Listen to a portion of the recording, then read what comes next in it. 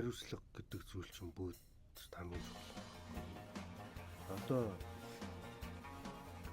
яг энэ дээр би нэг юм жишээ аваад ярихад тухайн бүдээр хүн хурж ирж чинь тийм одоо үзүүлж чинь нэгсэд ураг утмаа үзүүлж чинь өөрийгөө үзүүлж чинь сая тавиланг үзүүлж чинь шүү дээ.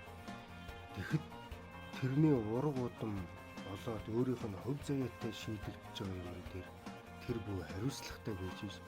Тэрний үйлийг хэлж явах жишээ. Тэрхгүйгээр хүрээд ирцүүнийг нэг өглөөр айлгаад ингээ суучих юм бол тэр хүний заяаг чинь бас өөрчилж чадчих. Одоо нэг зовцсон хүрээд ирдэг одоо юунаас болж байгаа яаж байгаа гэдэг нэг үрж ирээл сайхан нэг онгод бараадаад нэг бөө бараадаад уулзах гээд ирдэг. Хөв бөө хариуцлага ойлгоогүй хүн бол тэр чи яалтчгүй одоо хүнд өгцөн байна. Одоо энийг ингэдэг гэд тиймэрхүү юм сонсож байгаа тэр хүний сэтгэл зүй